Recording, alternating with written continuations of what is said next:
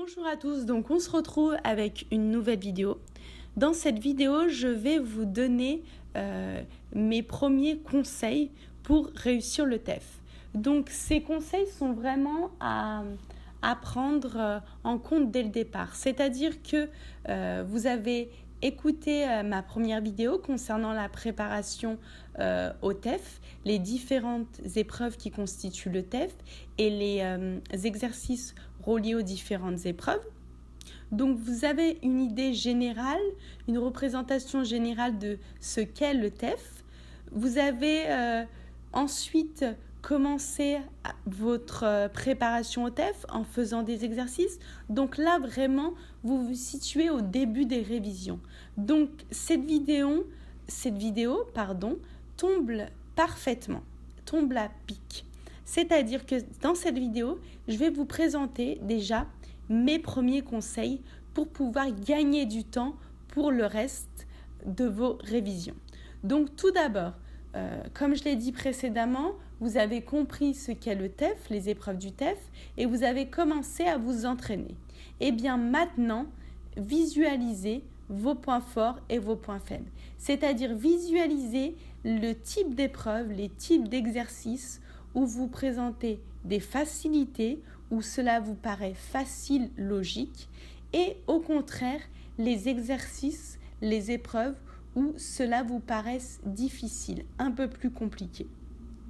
Donc, dès que vous avez visualisé vos points forts et vos points faibles, ensuite, le principe est très simple, c'est-à-dire que vous allez travailler ces épreuves, donc les épreuves où vous présentez le plus de difficultés, donc on peut appeler ça les points faibles.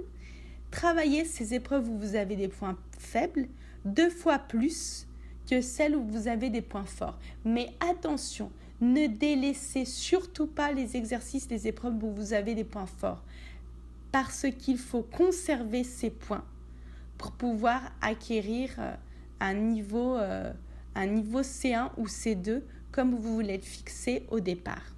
Et aussi, il est important de savoir que le score des 5 épreuves au TEF ne se compense pas pour entrer express. Voilà. Donc, il faut vraiment avoir un bon score pour chaque épreuve. Donc, vous ne pouvez pas compenser point fort, point faible. C'est indépendant. Donc, vraiment, travaillez les épreuves où vous avez des points faibles plus, 2 fois plus, un peu plus que celles où vous avez des points forts, mais ne délaissez pas les exercices, les épreuves où vous avez des points forts parce qu'on a besoin de ces points. Voilà. Ensuite, mon deuxième conseil, c'est avoir une bonne organisation et être discipliné pendant la période de préparation de l'examen, pendant la période de révision. Donc, le premier point de ce deuxième conseil, c'est s'entraîner quotidiennement. 1 heure à 1h30 par jour. C'est parfait. Donc, 60 à 90 minutes par jour de révision, c'est parfait. Si vous faites vraiment cela, 60 à 90 minutes par jour de révision, vous n'avez pas besoin de réviser pendant 2 ou 3 heures le week-end. Non.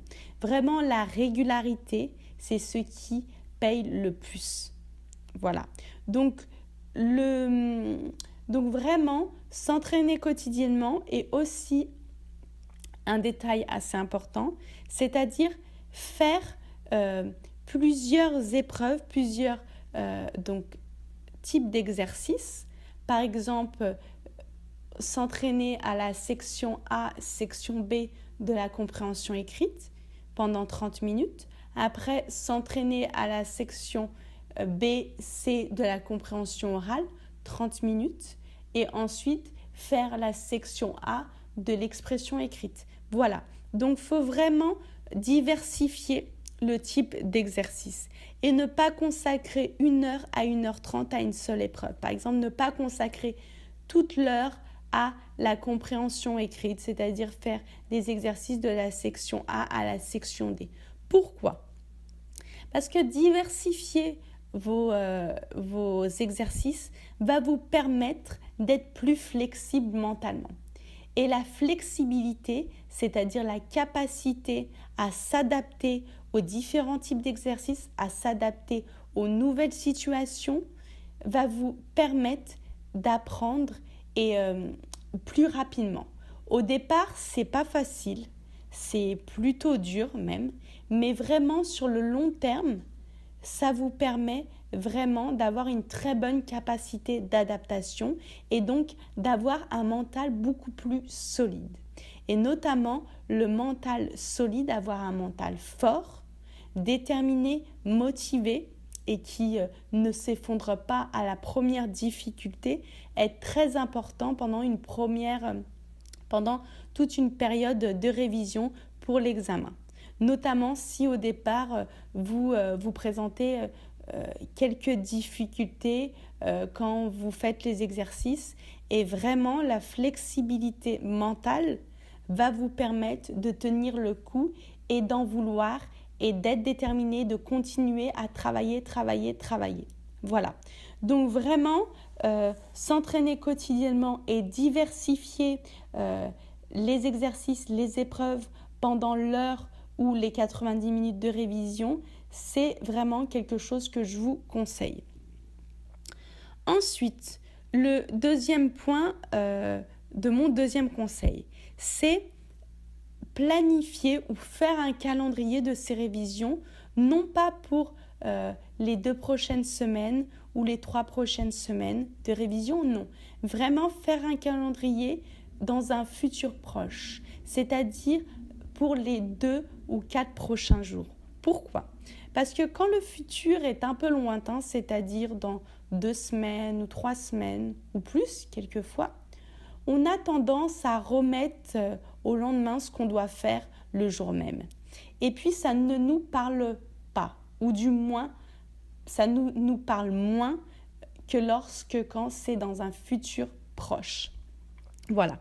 Donc vraiment, on est efficace dans l'urgence. Donc si vous planifiez vos révisions, si vous faites un calendrier de révision pour les 3 ou 4 prochains jours, je peux vous garantir que vous allez être beaucoup plus efficace que si vous en faites un pour toute la semaine prochaine. Voilà.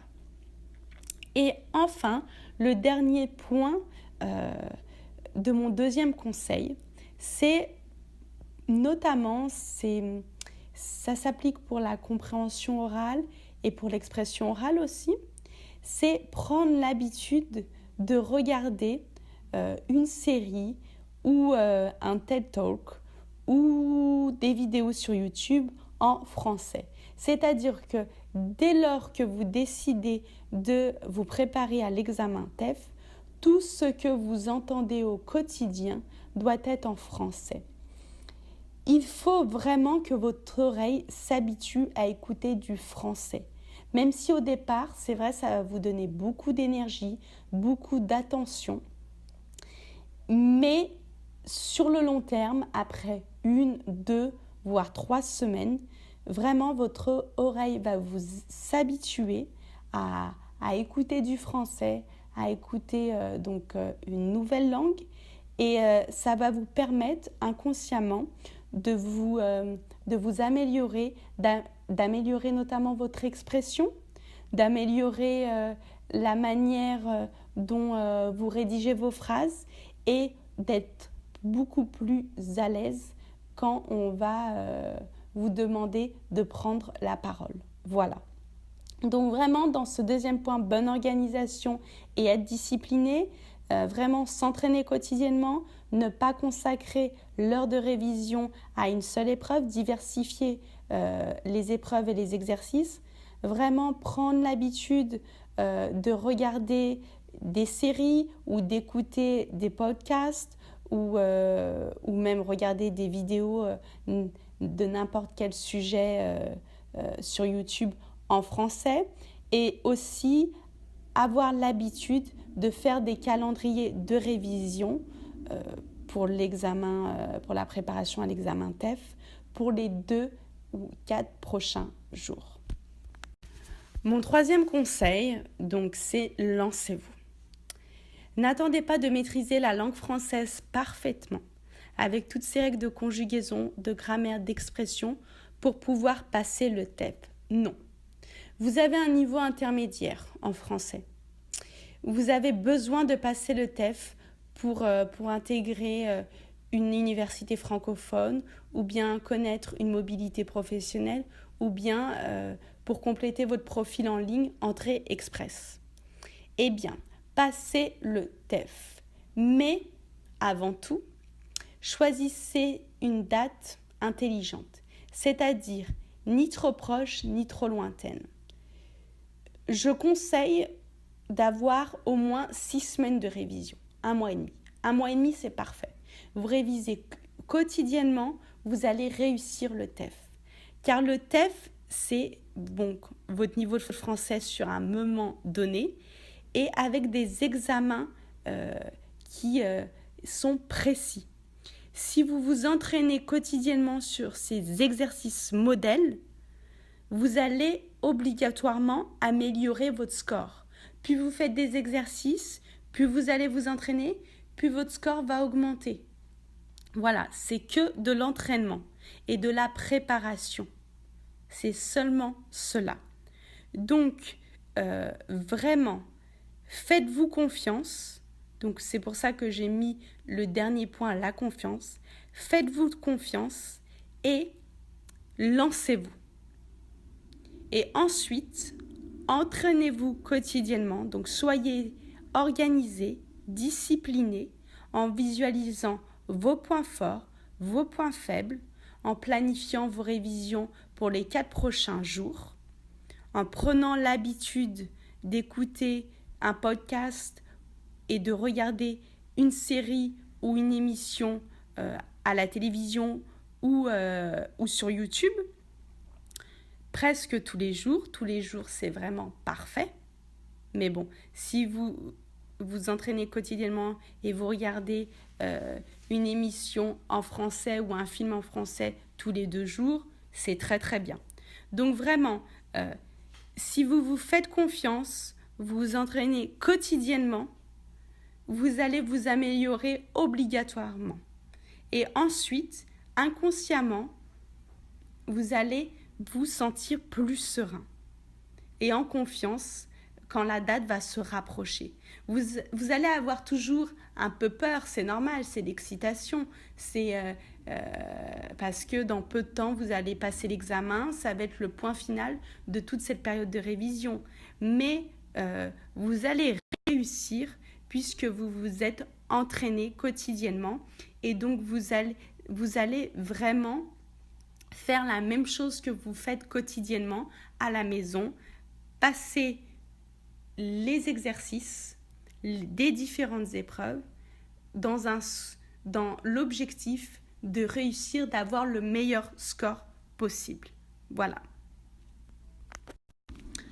Voilà, donc c'est la fin de cette vidéo. J'espère que cela vous aura été utile. Donc dès la prochaine vidéo des exercices, donc n'hésitez pas à vous abonner à la chaîne si vous avez l'objectif de passer l'examen TEF très prochainement. Donc je vous embrasse et je vous dis à très très vite.